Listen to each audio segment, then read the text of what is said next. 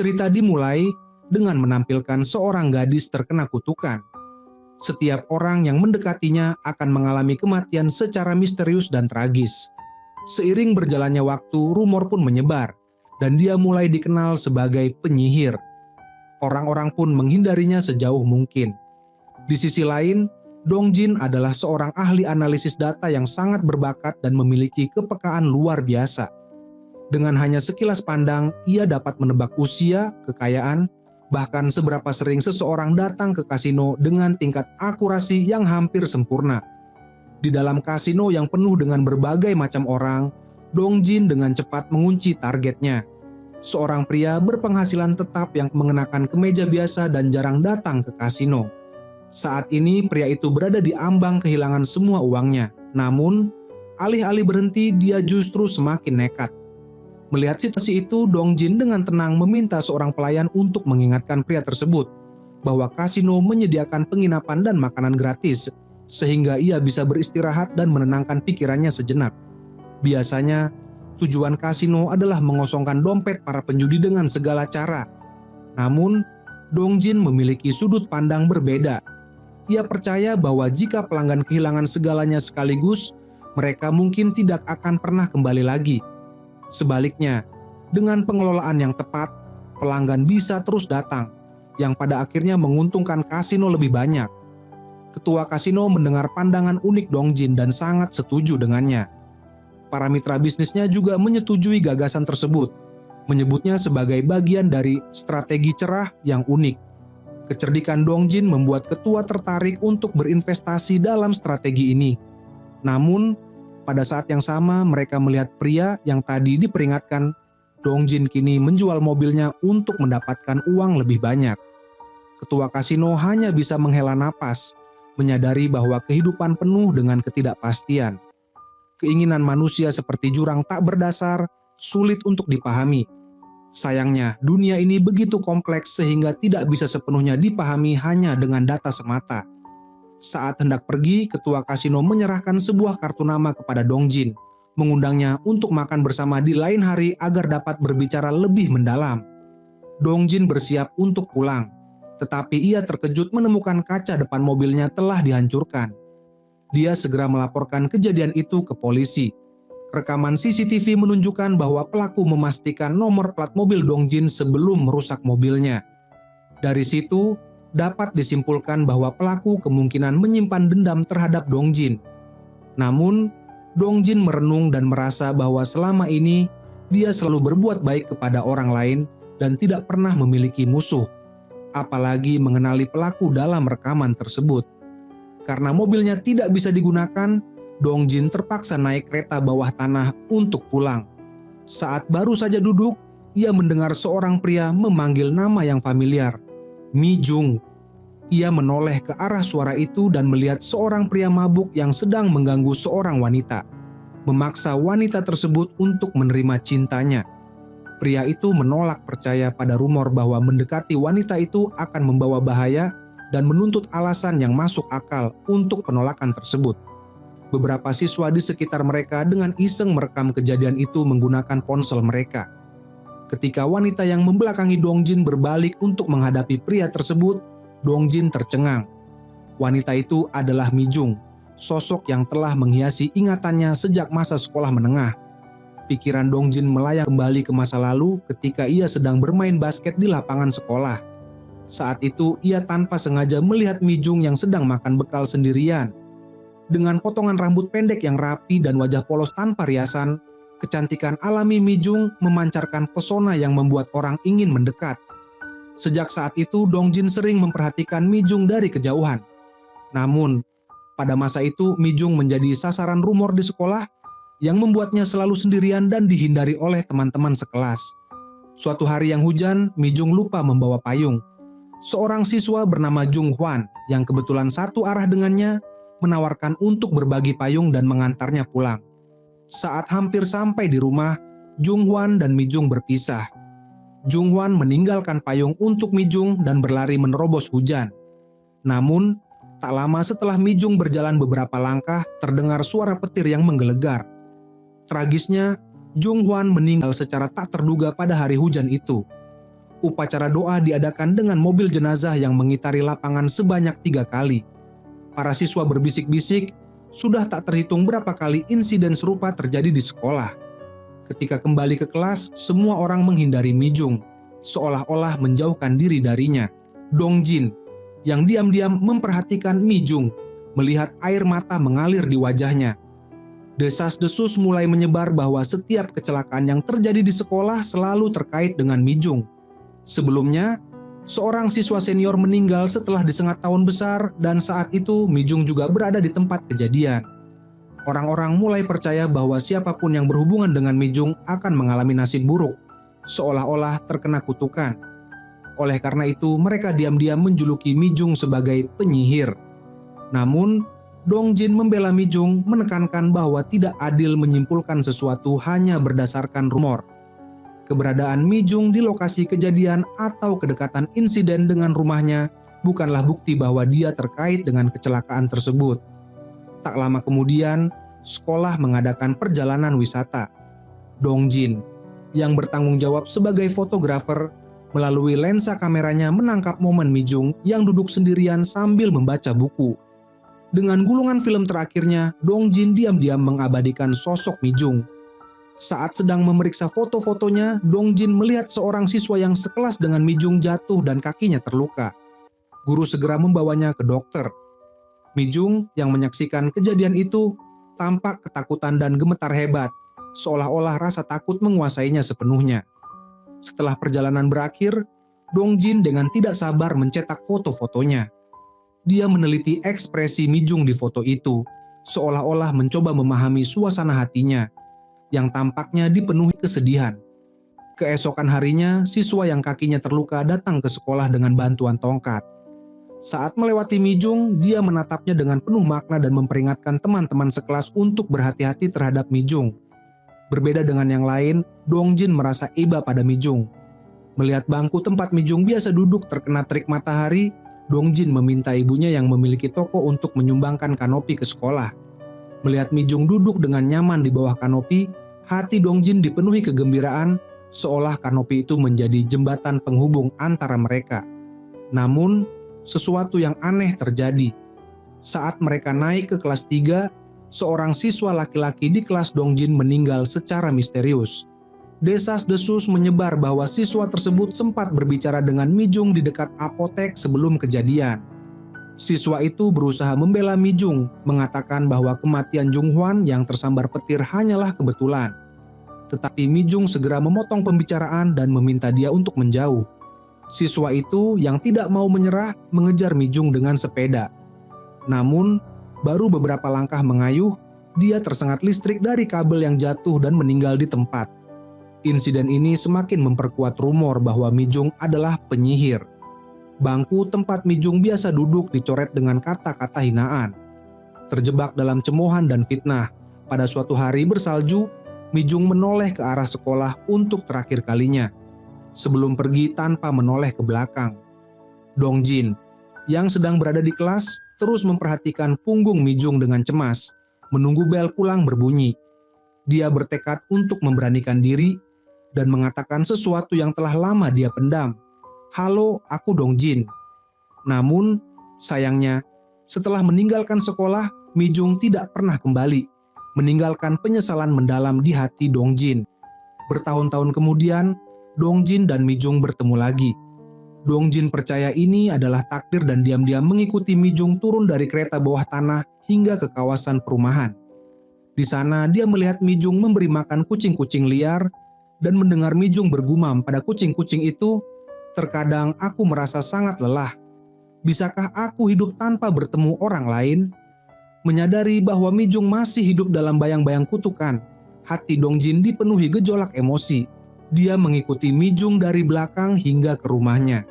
Setelah bertahun-tahun berpisah, pertemuan ini membuat Dong-jin percaya bahwa segala sesuatu memiliki makna, karena orang yang ditakdirkan untuk bertemu pasti akan bersua kembali di suatu saat.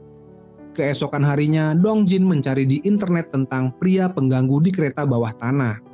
Dan benar saja, dia menemukan video yang diunggah oleh beberapa siswa.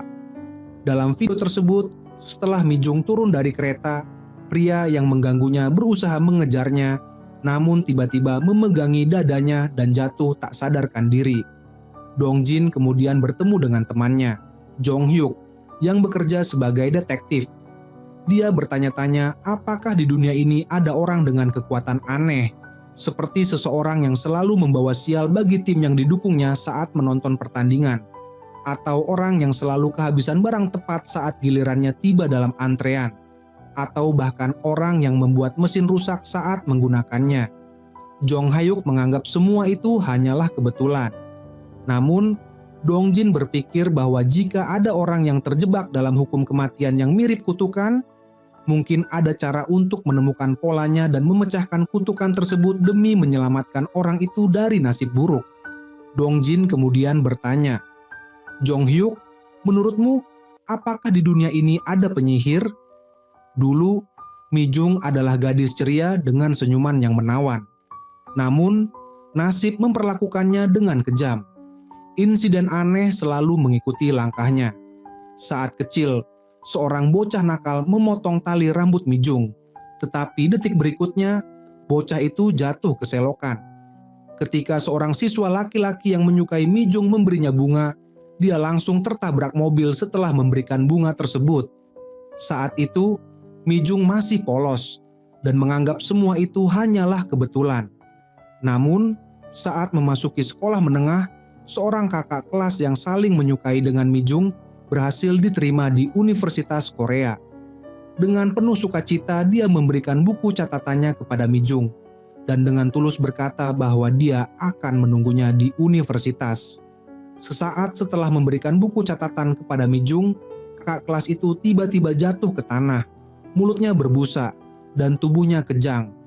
Dengan ketajaman pengamatannya, Mi Jung menyadari bahwa gejala tersebut disebabkan oleh sengatan tawon besar. Setelah sembuh, kakak kelas itu meninggalkan desa untuk melanjutkan kuliah di universitas. Dan sejak saat itu, mereka tidak pernah bertemu lagi. Namun, di kelas mulai beredar rumor bahwa insiden yang menimpa kakak kelas tersebut terjadi karena berbicara dengan Mi Jung. Seorang siswa bernama Jung Hwan berusaha membela Mi Jung dengan memberikan sekotak susu dan menjelaskan bahwa kejadian itu hanyalah kecelakaan. Tidak ada hubungannya dengan Mi Jung. Pada hari ulang tahunnya, Mi Jung berharap menerima hadiah yang penuh makna dari ayahnya. Namun, sang ayah hanya memberinya sejumlah uang dan menyarankan agar Mi Jung mentraktir teman-temannya serta menjalin lebih banyak pertemanan di sekolah. Demi menenangkan hati ayahnya, Mi Jung berbohong bahwa dia memiliki teman-teman. Namun, nasib buruk terus mengikutinya. Saat jam pelajaran, seluruh 12 siswa laki-laki di kelas mengalami keracunan makanan, sementara para siswi tetap sehat.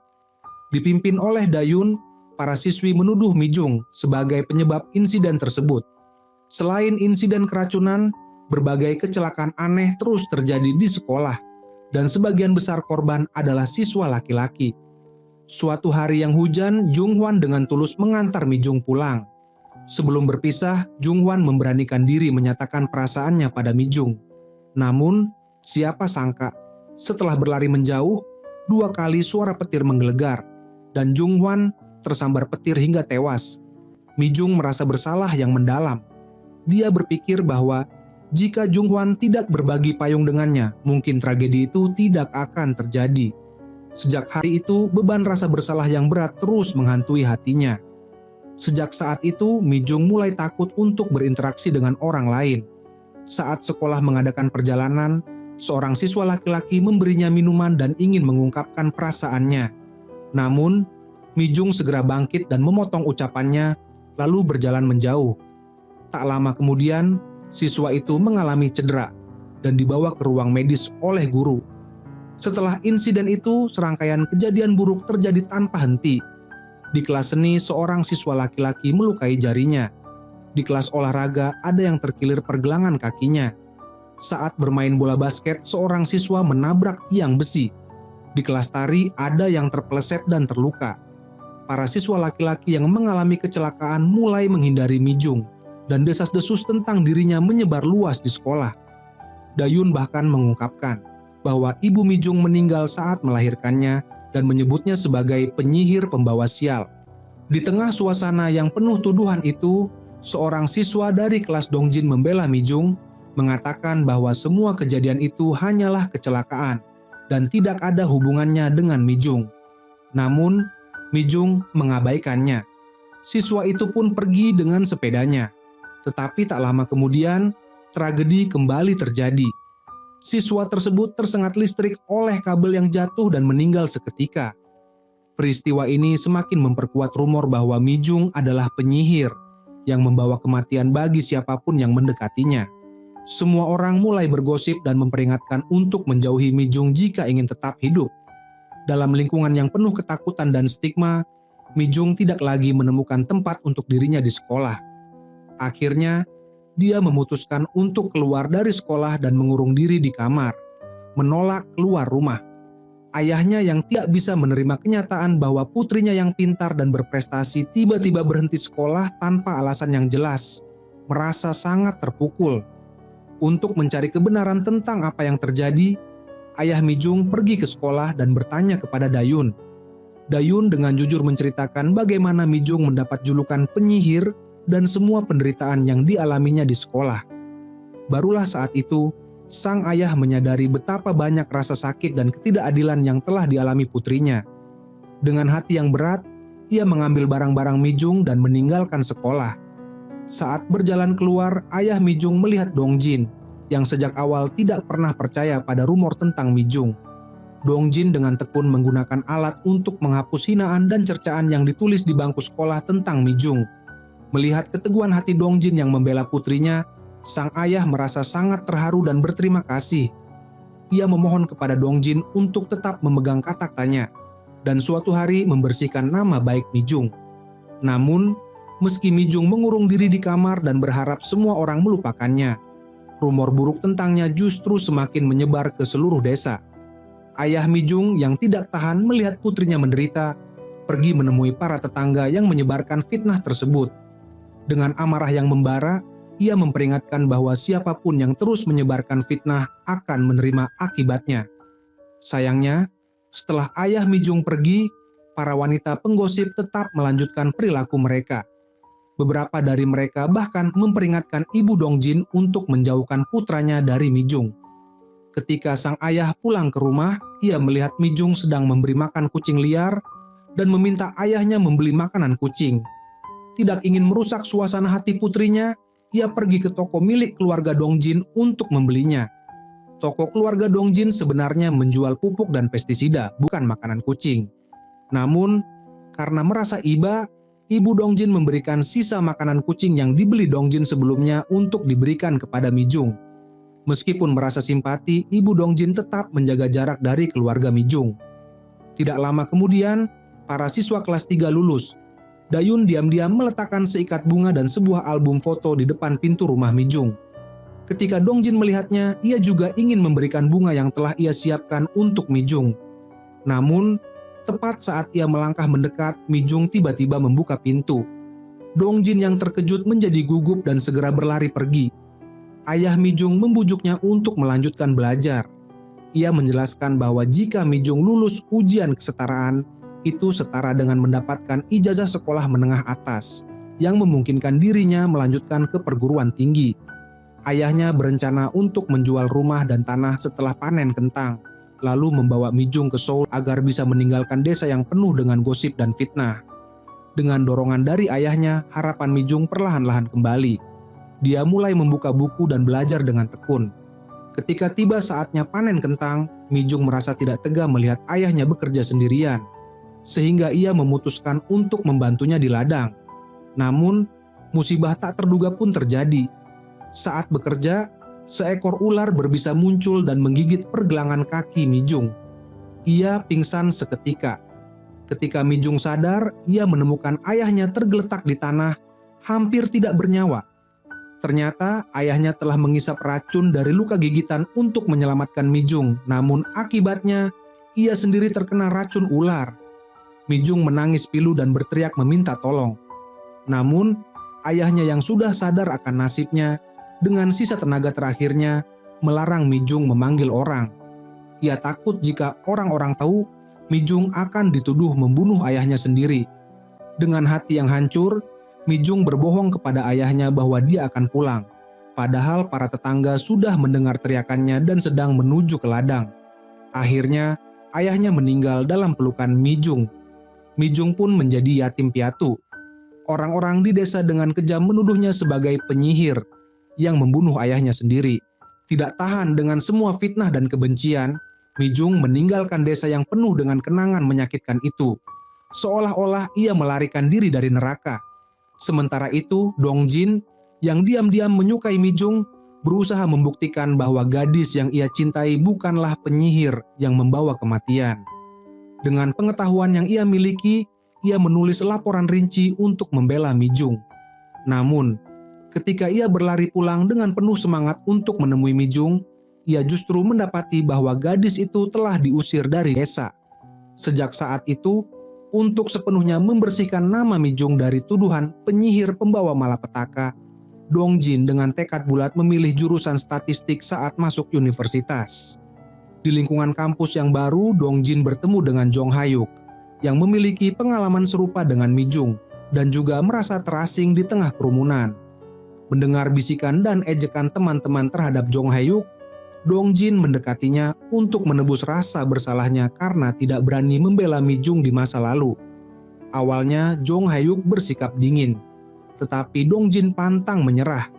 Ia terus mencari kesempatan untuk berinteraksi dan perlahan-lahan ketulusan Dongjin akhirnya meluluhkan hati Jong Hyuk.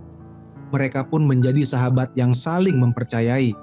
Saat liburan musim panas tiba, Dongjin kembali ke desa yang penuh kenangan. Ia membuka album foto masa SMA dan menatap foto Mijung dengan tatapan penuh penyesalan. Ibunya masuk ke kamar dan memberitahu bahwa putra pemilik laundry baru saja dirawat di rumah sakit dan ibunya sedang bersedih. Dongjin harus berhati-hati saat berbicara dengannya. Dongjin tahu bahwa putra pemilik laundry memiliki tubuh yang kuat karena berlatih bela diri. Ia pun penasaran dan bertanya lebih lanjut. Ibunya menjelaskan bahwa putra pemilik laundry yang merasa simpati pada Mijung mencoba menghiburnya. Namun, dalam perjalanan pulang, ia ditabrak babi hutan dan terluka. Insiden langka itu memperkuat keyakinan warga desa bahwa Mijung adalah penyihir pembawa sial. Dipenuhi amarah, Dongjin menggunakan data statistik untuk menjelaskan kepada ibunya bahwa setiap menit ada orang yang terluka atau meninggal di dunia. Kejadian seperti itu adalah hal yang wajar dan tidak ada hubungannya dengan Mijung. Dengan tekad kuat, Dongjin pergi ke rumah Mijung. Namun, ia menemukan papan pengumuman penjualan rumah di pintu dan rumah itu sudah kosong. Dengan hati yang hancur, Dongjin mengeluarkan laporan analisis yang telah ia susun untuk membuktikan bahwa Mijung bukan penyihir. Sayangnya, ia datang terlambat. Angin berhembus dan menerbangkan laporan yang ia bawa. Air mata Dongjin pun mengalir deras. Ia menyesali ketidakmampuannya untuk membela Mijung tepat waktu dan merasa sedih karena cinta yang tak pernah sempat ia ungkapkan. Kemudian, profesor mengetahui alasan dibalik tekad Dongjin untuk mempelajari statistik. Profesor memuji kebaikan hati dan ketekunan Dongjin, tetapi juga dengan tegas menunjukkan bahwa laporan yang ia buat memiliki cacat serius. Karena Dongjin telah meyakini bahwa Mijung tidak bersalah sejak awal, ia tanpa sadar mengumpulkan dan menganalisis data dengan bias yang mendukung pandangannya sendiri sehingga kurang objektif. Profesor memberikan daftar pertanyaan rinci untuk memandu Dongjin dalam melakukan verifikasi ulang. Dongjin menerima saran itu dan mulai menyingkirkan berbagai kemungkinan, baik yang kebetulan maupun yang pasti. Akhirnya, ia menemukan satu faktor kunci yang sama dalam semua insiden yang terjadi. Semuanya berkaitan dengan Mijung. Temuan ini mengguncang keyakinan awal Dongjin bahwa Mijung bukanlah penyihir. Di bawah guyuran hujan, Dongjin menangis dengan penuh keputusasaan, membenci dirinya sendiri yang tak mampu menemukan bukti kuat untuk membela Mijung. Setelah lulus dari universitas, Jong Hyuk menjadi seorang detektif, sedangkan Dongjin menjadi seorang analis data. Hidup mereka tampak tenang hingga suatu hari, Dongjin menerima telepon yang mengabarkan bahwa ibunya sakit. Dongjin segera membawa ibunya ke rumah sakit besar di Seoul, tetapi kondisi ibunya sudah sangat parah dan tidak dapat diselamatkan. Menyadari waktu yang tersisa sangat singkat, sang ibu dengan tenang menyampaikan keinginannya. Ia ingin diantar dengan tandu bunga yang indah ke peristirahatan terakhir untuk bertemu dengan mendiang suaminya. Ia juga meminta Dongjin untuk menjual toko pestisida dan rumah keluarga mereka. Saat mengurus penjualan toko, Dongjin secara tak sengaja mengetahui bahwa ibunya telah membeli rumah keluarga Mijung beberapa tahun sebelumnya. Dengan hati yang penuh rasa syukur, Dongjin kembali ke rumah sakit untuk berterima kasih kepada ibunya, mengira bahwa ibunya membeli rumah itu untuk membantu Mijung yang sedang kesulitan. Namun, di saat-saat terakhirnya, sang ibu mengungkapkan sebuah rahasia yang telah ia sembunyikan selama bertahun-tahun. Dulu Mijung diusir dari desa oleh ibu Dongjin yang bekerja sama dengan warga desa lainnya. Ibu Dongjin menemukan foto Mijung di meja belajar putranya, dan karena takut Dongjin akan mengalami nasib buruk akibat berhubungan dengan Mijung, ia membuat keputusan yang salah di bawah pengaruh rumor yang beredar. Namun, saat melihat Mijung yang kesepian dan tak berdaya menunggu bus untuk meninggalkan desa, serta menyadari bahwa Mijung tidak memiliki tempat untuk bergantung, rasa iba tumbuh di hati sang ibu. Ia tidak hanya mengantarkan Mijung ke stasiun bus, tetapi juga diam-diam membeli rumah Mijung untuk membantunya secara finansial. Ibu Dongjin merasa bersalah atas perbuatannya dan selalu ingin meminta maaf secara langsung kepada Mijung, tetapi kesempatan itu tak pernah datang. Ia teringat bagaimana Dongjin dengan tegas menyatakan bahwa Mijung bukanlah seorang penyihir. Sebelum meninggal, sang ibu berpesan kepada Dongjin bahwa jika suatu hari ia bertemu Mijung, ia harus menyampaikan permintaan maaf dari sang ibu. Dongjin memenuhi keinginan terakhir ibunya dengan mengadakan upacara pemakaman yang dilengkapi tandu bunga. Saat merapikan barang-barang peninggalan ibunya, Dongjin menemukan buku yang dulu ingin ia berikan kepada Mijung, serta laporan statistik yang belum selesai. Dulu, ia membuang benda-benda itu di rumah Mijung, tetapi ibunya diam-diam mengambilnya dan membacanya dengan saksama. Meskipun sang ibu tidak memahami rumus-rumus yang rumit atau mengetahui kelemahan dalam laporan itu, ia percaya pada kesimpulan Dongjin bahwa Mijung tidak bersalah. Dengan keyakinan ini, sang ibu berharap suatu hari bisa bertemu Mijung lagi untuk menebus kesalahannya. Sebelum meninggal, sang ibu berkata, orang yang ditakdirkan untuk bertemu pasti akan bertemu kembali. Kini, Dongjin bertemu kembali dengan Mijung. Ia bersumpah untuk membuktikan bahwa Mijung bukanlah penyihir dan menghapus penyesalan yang telah menghantui keluarganya selama bertahun-tahun. Sementara itu, Mijung menjalani hidup yang sepi di sebuah kamar sewaan kecil. Jarang keluar rumah. Ia tidak tahu apakah dirinya yang menolak dunia atau dunia yang telah melupakannya. Untuk bertahan hidup, ia bekerja sebagai penerjemah acara perjalanan. Satu-satunya orang yang berhubungan dengannya adalah Yonsil, rekan kerja yang baik hati dan sesekali mengunjunginya untuk makan bersama. Mijung pernah berbagi impiannya dengan Yonsil. Ia ingin mengunjungi sebuah desa kecil di Austria yang ia lihat saat menerjemahkan acara perjalanan. Ia berharap suatu hari nanti bisa berjalan bebas di jalanan, layaknya orang normal. Di sisi lain, Dongjin bertekad untuk segera mengungkap misteri yang menyelimuti Mijung. Tanpa menghiraukan permohonan rekan kerjanya untuk tetap bertahan, Dongjin dengan tegas mengundurkan diri dari pekerjaannya di perusahaan. Ia kemudian menyewa kamar di dekat tempat tinggal Mijung. Lokasi yang paling ideal menurutnya adalah apartemen yang berada tepat di seberang rumah Mijung, sehingga ia bisa mengamati setiap gerak-geriknya. Namun, sayangnya kamar tersebut sudah disewa oleh orang lain. Dengan bantuan agen properti, Dongjin mencoba membujuk penyewa untuk membiarkannya memeriksa sudut pandang dan posisi dari kamar tersebut. Namun, meskipun agen properti telah berusaha keras membujuk, penyewa yang merupakan seorang pria tetap bersikeras menolak. Tanpa pilihan lain, Dongjin akhirnya menyewa kamar di lantai bawah. Namun, ia tidak menyerah begitu saja. Ia mulai sering muncul di minimarket tempat pria tersebut bekerja dan berusaha bersikap ramah serta menunjukkan perhatian. Akhirnya, karena tergerak oleh ketekunan Dongjin, pria itu setuju membiarkan Dongjin melihat kamarnya. Memanfaatkan kesempatan ini, Dongjin menawarkan untuk membayar 3 bulan sewa di muka. dan menanggung semua biaya pindahan pria tersebut jika ia bersedia bertukar kamar. Setelah berpikir panjang, pria itu akhirnya setuju. Dengan begitu, Dongjin berhasil mendapatkan kamar impiannya yang berada tepat di seberang rumah Mi Jung. Suatu hari, Dongjin tiba-tiba menerima telepon dari polisi. Ia mendapat informasi tentang seorang pria bernama Lee Jung Ho yang dulunya mengelola pabrik kecil pembuat gelas kertas. Namun, karena manajemen yang buruk, pabrik itu menghadapi kebangkrutan. Dalam upaya menyelamatkan pabriknya, Lee Jung Ho berjuang keras untuk mendapatkan persetujuan pinjaman. Sayangnya, akibat perubahan peraturan bank, pinjaman tersebut tidak disetujui, sehingga pabriknya terpaksa bangkrut. Dilanda amarah dan keputusasaan, Lee Jung Ho akhirnya mendatangi bank dan membuat keributan besar.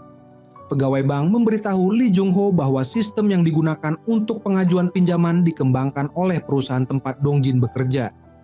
Kebetulan, foto Dongjin terpampang di halaman utama situs web perusahaan tersebut. Saat ini Lee Jung Ho melarikan diri dan polisi khawatir ia akan membalas dendam pada Dongjin. Oleh karena itu, mereka memberitahu Dongjin tentang situasi tersebut. Setelah memahami situasinya, Dongjin bertanya kepada petugas tentang departemen yang bertanggung jawab memperbaiki lampu jalan. Ternyata lampu di sudut jalan terus berkedip, dan Dongjin khawatir hal itu akan membahayakan Mi Jung yang sering keluar pada malam hari. Setelah mendapatkan jawabannya, Dongjin pulang dengan mobil. Namun, begitu keluar dari mobil, ia diserang oleh seseorang. Ketika Dongjin melihat lebih jelas, penyerangnya adalah Lee Jung Ho, seperti yang disebutkan polisi. Dongjin memahami alasan kebencian Lee terhadapnya dan memilih untuk tidak melawan, melainkan menerima serangan itu dengan tenang hingga Lee mereda. Ketika perut Lee berbunyi karena lapar, Dongjin menawarkan untuk membelikannya makanan. Selama makan, Dongjin menjelaskan bahwa pekerjaannya hanyalah menghitung data untuk menghasilkan nilai program, tanpa menyadari dampaknya pada Lee Jung Ho. Lee pun meluapkan kesedihannya bahwa kebangkrutan pabrik telah mempengaruhi kehidupan belasan karyawannya. Ia bahkan harus menitipkan kedua anaknya kepada kerabat dan hidup menggelandang di jalanan. Lee mengaku bahwa kebenciannya pada Dongjin lah yang membuatnya bertahan hidup, meskipun ia sadar bahwa Dongjin sebenarnya tidak bersalah atas kebangkrutan pabriknya. Untuk membantu Lee keluar dari keterpurukan, Dongjin meminta ketua kasino untuk memberikan Lee pekerjaan sementara, agar ia memiliki tempat tinggal dan waktu untuk memikirkan masa depannya. Setelah menyelesaikan masalah itu, Dongjin pergi makan bersama Jong Hyuk.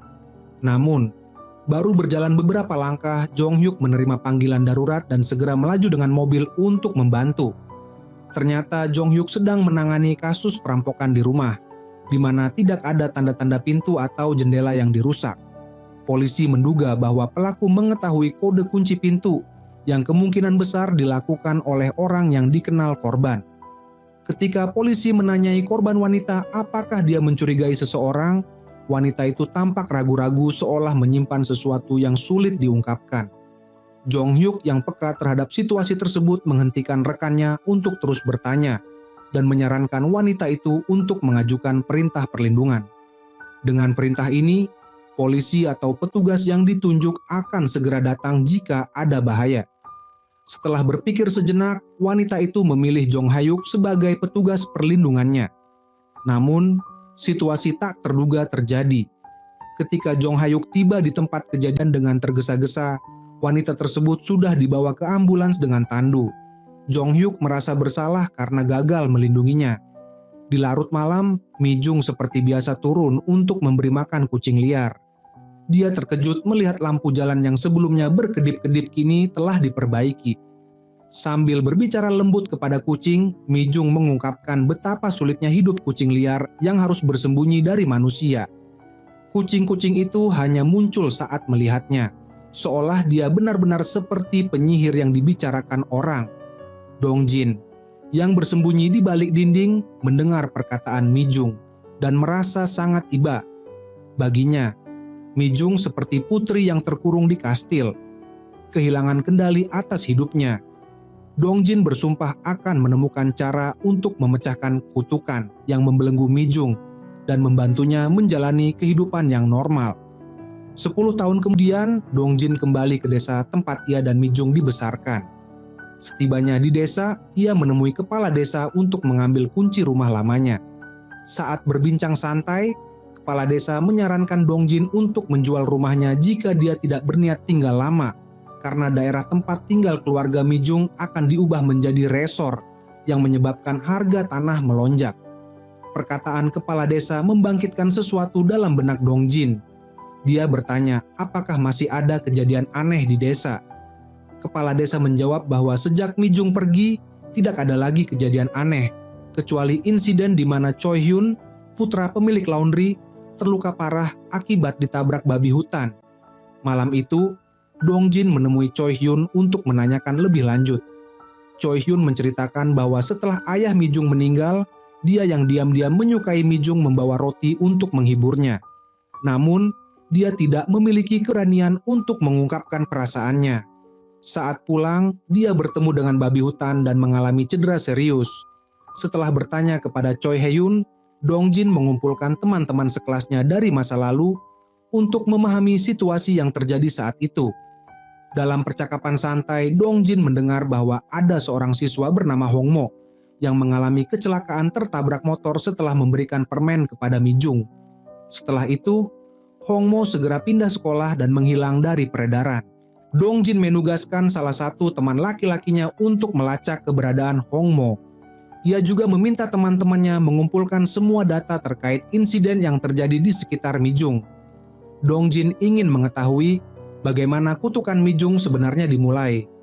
Dayun yang kini menjadi guru di sekolah lama mereka memberitahu Dongjin bahwa arsip lama sekolah pasti menyimpan catatan kejadian tersebut.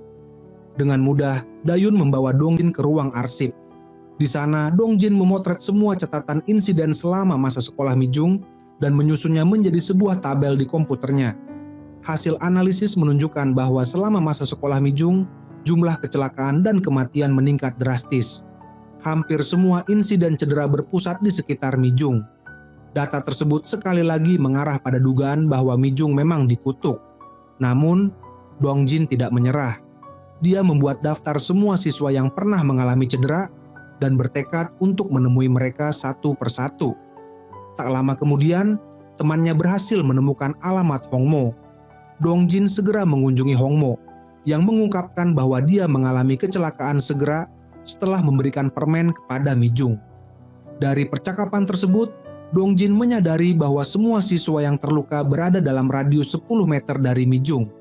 Melalui analisis yang cermat, Dongjin menemukan beberapa pola. Pertama, berada di ruang yang sama dengan Mi-jung. Kedua, berbicara dengannya. Ketiga, mengenalnya. Dan terakhir, mengungkapkan perasaan cinta kepada Mi-jung. Jika semua kondisi ini terpenuhi, orang tersebut akan mati. Namun, jika hanya memiliki perasaan tanpa mengungkapkannya, mereka hanya akan terluka. Kesimpulan ini membuat Dongjin semakin yakin bahwa kutukan tersebut benar-benar nyata. Saat Dongjin baru saja menarik kesimpulannya, Dayun tiba-tiba datang berkunjung. Dengan rasa bersalah, Dayun mengakui bahwa dialah yang menyebarkan rumor tentang Mi-jung sebagai penyihir di masa lalu. Dayun mengakui bahwa dia menyebarkan rumor tentang Mi-jung sebagai penyihir karena cemburu. Hal itu terjadi karena senior yang dia sukai ternyata menyukai Mi-jung. Dengan penyesalan mendalam, Dayun meminta Dongjin untuk menyampaikan permintaan maafnya kepada Mi-jung. Dia juga memberitahu bahwa senior tersebut pernah menjadi kakak tingkat Mi-jung di universitas dan Dongjin bisa mencari tahu lebih banyak tentang kehidupan Mi-jung di masa kuliah. Keesokan harinya, Dongjin menemui senior tersebut. Senior itu menceritakan bahwa Mi-jung keluar dari universitas tak lama setelah masuk. Namun, sebelum pergi, Mi-jung hampir menyebabkan seorang penjaga tiket bioskop celaka. Dongjin kemudian menemui penjaga tiket tersebut yang mengungkapkan bahwa Mi-jung sering datang menonton film larut malam saat bioskop sudah sepi. Karena keunikan Mi-jung, penjaga tiket itu jatuh cinta padanya dan bahkan menyatakan perasaannya. Yang mengejutkan Dongjin, penjaga tiket itu tidak mengalami kematian. Setelah berpikir sejenak, Dongjin melihat papan nama penjaga tiket dan menyadari bahwa pria itu menggunakan nama panggilan, bukan nama asli. Ini berarti Mi-jung hanya tahu nama panggilannya. Dari situ Dongjin menyimpulkan bahwa kutukan Mijung hanya berlaku jika dia mengetahui nama asli seseorang. Dongjin kemudian mengukur jarak antara rumahnya dan rumah Mijung, yang ternyata sekitar 10 meter. Saat dia mencoba menarik kembali pita pengukur, pita tersebut tersangkut. Pada saat yang bersamaan, Mijung keluar ke balkon untuk menikmati kopi. Dongjin dengan cepat menarik kembali pita pengukur untuk menghindari perhatian Mijung. Namun, saat dia menatap Mijung yang tampak dingin dan kesepian, Dongjin menyadari bahwa dia mulai jatuh cinta pada gadis itu. Tiba-tiba, pita pengukur yang otomatis tertarik melukai tangan Dongjin. Dari kejadian ini, Dongjin memastikan bahwa berada dalam jarak 10 meter dari Mijung memang berbahaya. Keesokan paginya, Mijung sibuk di dunianya sendiri. Tiba-tiba pemilik rumah yang juga merupakan bibi dari teman sekamarnya, Yeonsil, datang berkunjung. Dengan lembut, bibi tersebut memuji kecantikan dan keremajaan Mijung, serta menasihatinya agar tidak menyia-nyiakan waktu muda dengan terus mengurung diri di rumah. Bibi itu kemudian menyarankan agar Mijung bertemu dengan pria yang telah diatur untuk kencan buta. Namun, Mijung yang menyadari nasib buruk yang selalu mengikutinya, merasa sulit untuk menjelaskan hal ini kepada bibinya. Dia hanya terbata-bata, tidak tahu harus merespons bagaimana. Untungnya, teman dekatnya, Yeonsil, tiba tepat waktu dan berhasil membujuk bibi tersebut untuk pergi. Yeonsil adalah satu-satunya teman Mijung selama 9 tahun terakhir sejak masa kuliah. Dia bekerja di sebuah stasiun TV. Hari itu, saat sedang bekerja, dia mendengar ada seseorang yang mencarinya di kafe terdekat. Orang itu adalah Dongjin yang telah menyelidiki semua teman sekelas Mijung selama masa SMA dan akhirnya menemukan Yeonsil melalui rekomendasi seorang senior. Dongjin menjelaskan bahwa dia sedang menyelidiki kecelakaan-kecelakaan yang terjadi di sekitar Mijung. Dia bahkan telah menyusun sebuah rumus yang menjelaskan kutukan yang menimpa Mijung. Dongjin berharap Yeonsil dapat berbagi cerita tentang masa lalu Mijung untuk memperbaiki rumus tersebut dan membantu Mijung menjalani kehidupan yang normal. Mendengar bahwa Dongjin ingin menolong Mijung, Yeonsil dengan senang hati menceritakan pengalamannya. Dia pertama kali bertemu Mijung saat perekrutan anggota baru di organisasi mahasiswa. Saat itu, Mijung yang selalu berpakaian serba hitam dan berusaha menyembunyikan dirinya justru menarik perhatian para pria. Pada semester pertama, seorang pria yang tertarik pada Mijung mencoba mendekatinya dengan alasan meminjam pulpen. Meskipun Mijung berkali-kali menolak, pria itu tetap bersikeras mengajaknya menonton film. Namun, saat mereka berjalan, pria tersebut tiba-tiba terjatuh dari tangga dan mengalami cedera di kakinya. Dengan kaki yang terluka, pria itu tetap menghadiri pertemuan mahasiswa. Kejadian itu membuat para mahasiswa lain mulai membicarakan rumor yang telah beredar selama 6 bulan terakhir, bahwa Mijung memiliki aura kegelapan yang menarik perhatian banyak pria, termasuk seorang profesor bahasa Inggris. Anehnya, setiap pria yang menyukai Mijung selalu mengalami kecelakaan aneh. Puncaknya, sebuah insiden yang terjadi kemudian semakin memperkuat rumor bahwa Mijung adalah seorang penyihir. Pada hari ujian akhir semester bahasa Inggris, Mijung menyerahkan lembar jawabannya lebih awal dan berusaha meninggalkan ruangan. Namun, profesor memanggilnya dan menuliskan kalimat "Saya cinta kamu" di selembar kertas. Mijung yang ketakutan segera melarikan diri. Khawatir sesuatu yang buruk akan terjadi pada profesor, Mijung bahkan memanggil ambulans terlebih dahulu. Namun, petugas medis mengira itu hanya lelucon. Mijung yang putus asa memutuskan untuk menjauh dari profesor. Saat itu Yeonsil menghentikannya dan mengajaknya makan. Ketika mereka sedang berbincang, Yeonsil memperhatikan profesor yang sedang menatap Mijung dari jendela. Tiba-tiba, sebuah batu bata yang longgar jatuh dan profesor terjatuh dari lantai atas.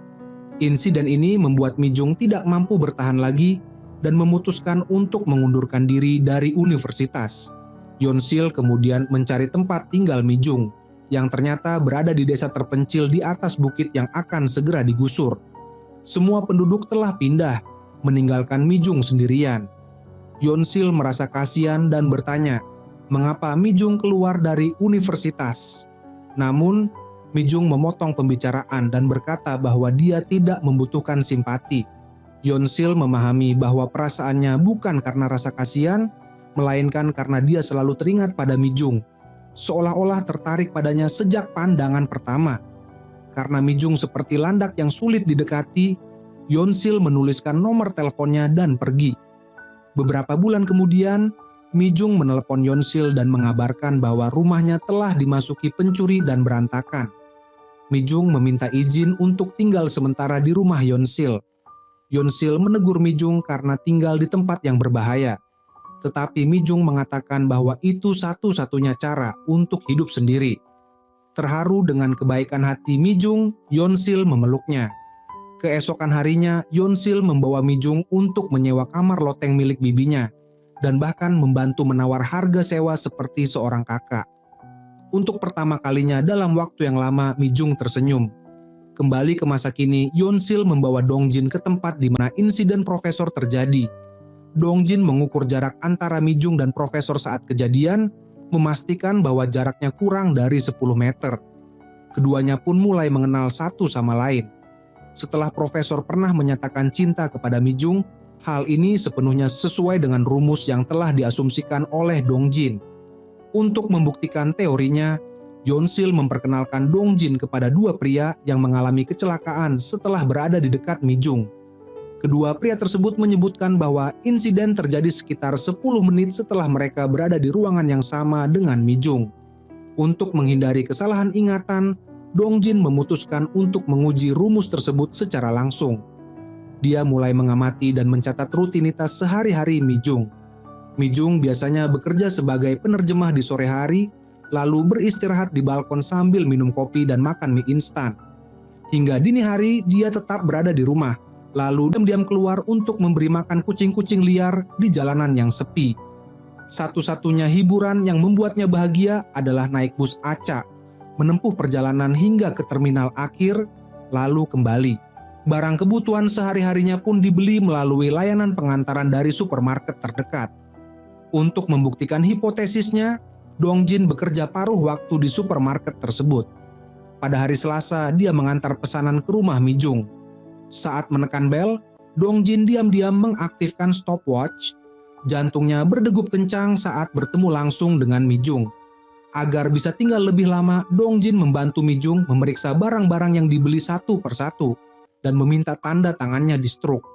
Mijung yang jarang berbicara dengan orang lain merasa berterima kasih kepada Dongjin. Perasaan hangat ini membuat hati Dongjin tersentuh. Saat meninggalkan rumah, Dongjin menyadari bahwa waktu yang dihabiskan kurang dari 10 menit dan tidak ada insiden yang terjadi. Dalam beberapa hari berikutnya, Dongjin terus diam-diam mengunjungi rumah Mijung dan menghitung waktu. Setiap kali mendekati 10 menit, dia akan segera pergi dan tidak ada hal buruk yang terjadi.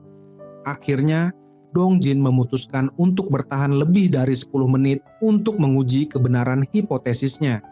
Kecelakaan pun benar-benar terjadi. Saat Dongjin meninggalkan rumah Mijung, ia terkilir kakinya. Namun, hari Selasa kembali tiba, dan Dongjin kembali mengantar barang untuk Mijung. Demi bisa berbicara lebih lama dengannya, Dongjin sengaja meminta Mijung memeriksa barang-barang satu persatu sambil sesekali mencuri pandang ke arahnya. Tanpa disadari, waktu hampir mencapai 10 menit, tetapi Mijung meminta untuk membayar dengan kartu. Dongjin yang tidak membawa mesin pembayaran harus kembali mengambil uang tunai. Setelah menerima pembayaran, Dongjin berlari menuruni tangga, tepat waktu sebelum 10 menit berlalu. Namun, saat ia merasa lega, sebuah papan nama di dinding tiba-tiba jatuh dan melukai tangannya. Dongjin mulai curiga bahwa bukan hanya waktu yang menjadi faktor, tetapi juga jumlah kalimat yang diucapkannya dengan Mijung. Pada hari Selasa berikutnya, Mijung dengan antusias membawa minuman untuk Dongjin, tetapi kecewa saat melihat pengantar barang yang berbeda. Sementara itu, untuk melindungi diri, Dongjin membeli perlengkapan motor yang kuat, lengkap dengan helm. Dengan perlengkapan penuh, ia muncul di depan Mijung. Melihat Dongjin kembali, Mijung tersenyum bahagia dan dengan senang hati memeriksa barang-barang bersama Dongjin. Tanpa disadari, Mijung mulai menikmati percakapan mereka. Sementara itu, Dongjin diam-diam menghitung jumlah kalimat yang mereka ucapkan. Saat akan pergi, Mi Jung melihat tangan Dongjin yang dibalut perban dan dengan sedih bertanya apakah ia terluka saat mengantar barang. Tidak ingin melihat Mi Jung merasa bersalah, Dongjin berbohong dan mengatakan bahwa cederanya terjadi saat berolahraga. Karena momen emosional ini, Dongjin lupa menghitung kalimat yang telah mereka ucapkan. Namun, melihat ekspresi lega di wajah Mi Jung sudah cukup membuatnya bahagia. Meskipun waktu yang dihabiskan belum mencapai 10 menit, kecelakaan kembali terjadi. Motor Dongjin tergelincir dan ia terjatuh di pinggir jalan. Kali ini Dongjin yakin bahwa berbicara lebih dari 10 kalimat dengan Mi Jung akan membawa bahaya. Yeonsil datang menjenguk Dongjin di rumah sakit dan bingung mengapa Dongjin begitu terobsesi untuk mematahkan kutukan Mi Jung. Yeonsil memperingatkan bahwa cepat atau lambat Mi Jung akan mengetahui nama Dongjin yang dapat membahayakan nyawanya. Namun, Dongjin tidak berniat untuk menyerah. Dia menyukai Mi Jung dan merasa iba pada gadis baik hati yang terjebak dalam kutukan ini. 1 bulan kemudian, luka Dongjin akhirnya sembuh. Kebetulan, hari itu adalah hari langka di mana Mi Jung bepergian dengan bus. Dongjin diam-diam mengikuti Mi Jung dan memutuskan untuk ikut dalam perjalanan, ingin menikmati pemandangan bersamanya. Agar terhindar dari kejadian yang tidak diinginkan, Dongjin duduk di barisan paling belakang, menjaga jarak lebih dari 10 meter dari Mi Jung. Sepanjang perjalanan, ia terus menatap Mi Jung dari kejauhan.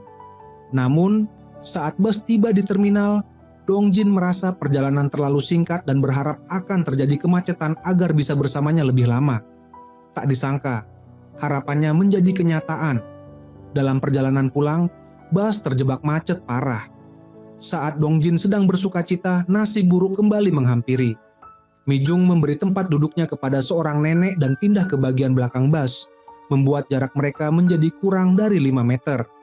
Dongjin panik dan segera mencatat waktu, berharap bisa turun di halte berikutnya. Namun, kendaraan terjebak di jembatan dan waktu terus berlalu. Dongjin merasa firasat buruk semakin kuat saat melihat petir aneh di langit dan pipa baja tajam di truk sebelah yang tampak goyah. Dalam kepanikan, Dongjin melompat keluar dari bus. Namun, saat mendarat topinya terjatuh membuat Mi Jung melihat wajahnya. Tanpa sadar, Mi Jung memanggil nama Dongjin. Pada saat itu mereka melanggar semua aturan. Jarak kurang dari 10 meter, waktu lebih dari 10 menit, dan Mi Jung mengetahui nama Dongjin. Namun, Dongjin sudah mempersiapkan diri. Dia teringat bahwa tidak pernah ada catatan sambaran petir di Sungai Han. Dengan keyakinan pada ilmu pengetahuan dan statistik, Dongjin melompat dari jembatan. Pada saat itu, Mi Jung mengenali Dongjin sebagai teman SMA yang diam-diam sering menatapnya dari kejauhan. Mi Jung juga memperhatikan pemuda itu dan mengetahui nama Dongjin melalui lencana nama di seragam sekolah. Setelah lulus, Dongjin diam-diam mengantarkan buku alumni ke rumah Mi Jung. Saat membuka buku tersebut, Mi Jung menemukan foto Dongjin dan untuk pertama kalinya melihat wajahnya dengan jelas. 10 tahun kemudian, Mi Jung bertemu Dongjin lagi, namun dengan perasaan campur aduk saat melihatnya melompat dari jembatan. Beruntung, ambulans tiba tepat waktu dan Dongjin dibawa ke rumah sakit. Mi Jung merasa bersalah dan berpikir bahwa Dongjin melompat karena dirinya. Dia pun dengan cemas mencari berita tentang insiden di jembatan di internet. Setelah menemukan kabar bahwa Dongjin selamat, barulah Mi Jung merasa lega. Dongjin berhasil selamat dan segera menghubungi temannya, Yeonsil. Dia telah membuktikan beberapa aturan aneh yang melibatkan Mi Jung, tetapi masih memerlukan bantuan terakhir dari Yeonsil.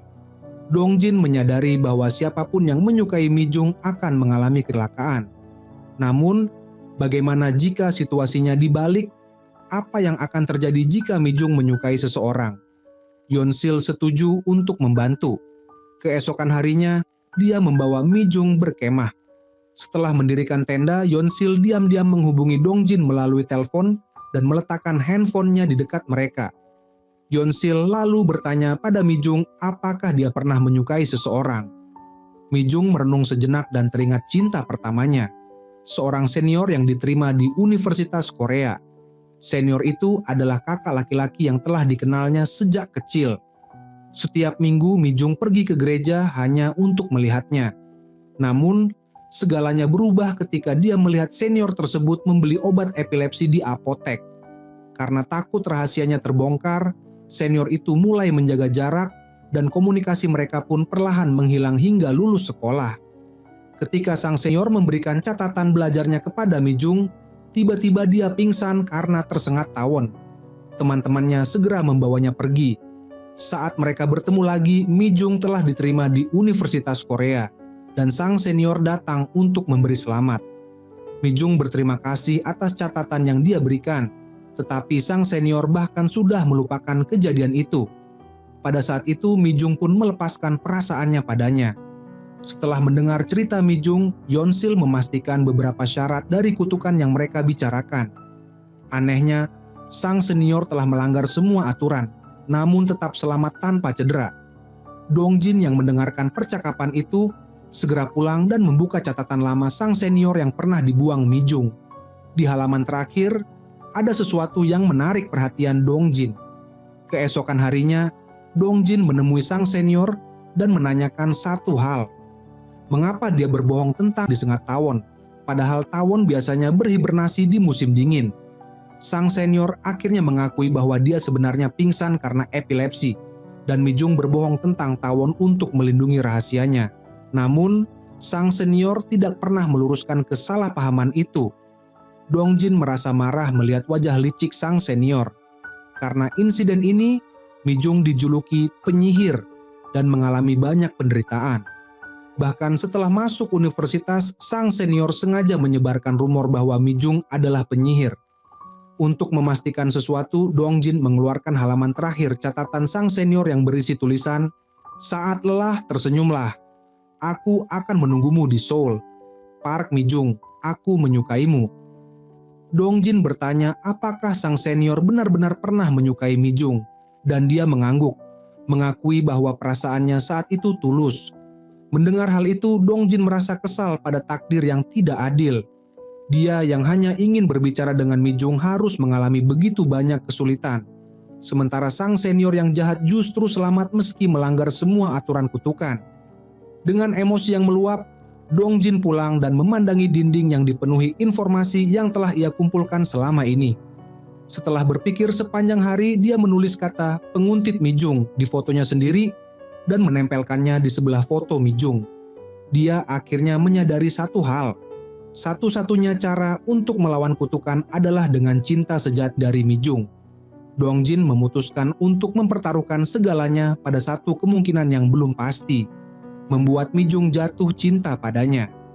Demi tujuan ini, Dongjin mulai berlatih keras dan membentuk tubuhnya. Setelah bersiap sepenuhnya, dia membawa semua barangnya dan pergi ke depan rumah Mi Jung.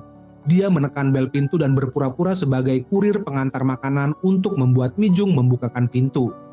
Saat itulah Mi Jung menyadari bahwa selama ini Dongjin menyamar sebagai kurir hanya untuk bisa menemuinya.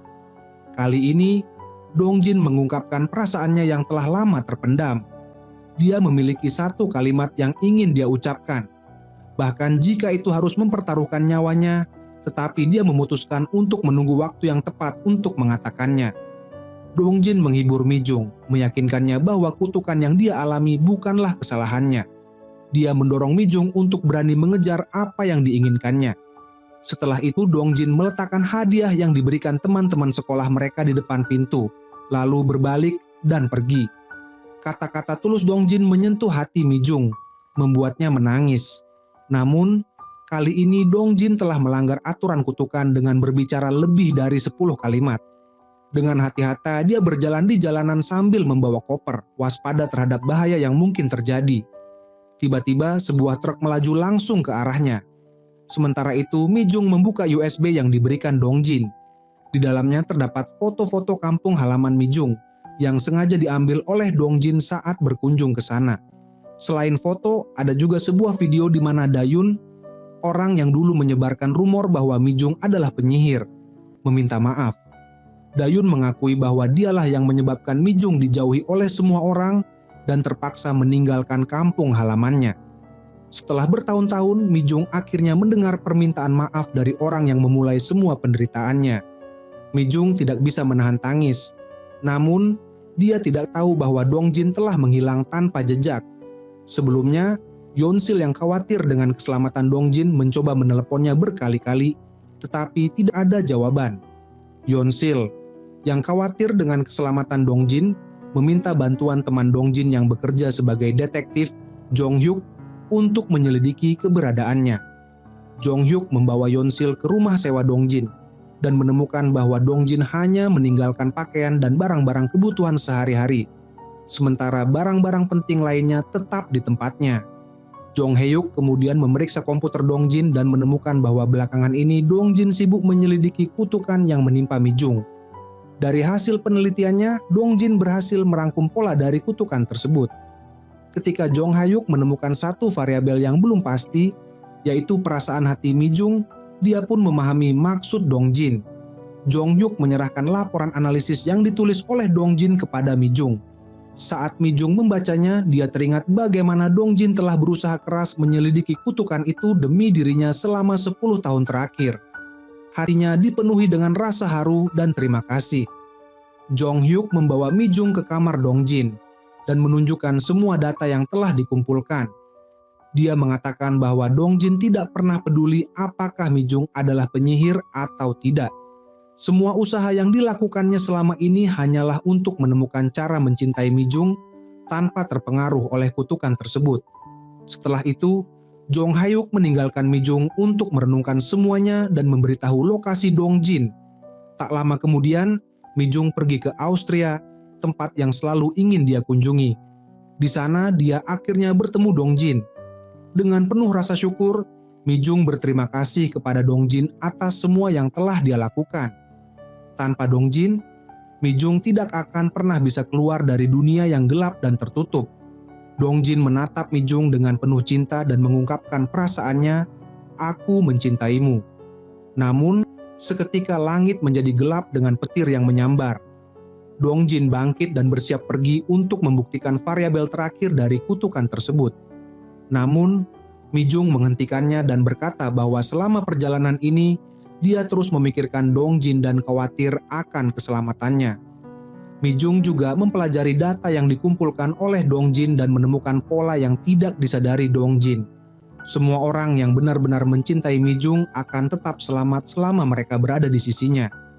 Mi-jung memohon kepada Dongjin agar tidak meninggalkannya. Dia mengungkapkan bahwa dia juga mencintai Dongjin. Begitu kata-kata Mi-jung terucap, awan gelap yang menyelimuti langit perlahan menghilang. Keduanya saling berpelukan erat dan Mi-jung tak dapat menahan air matanya yang mengalir deras.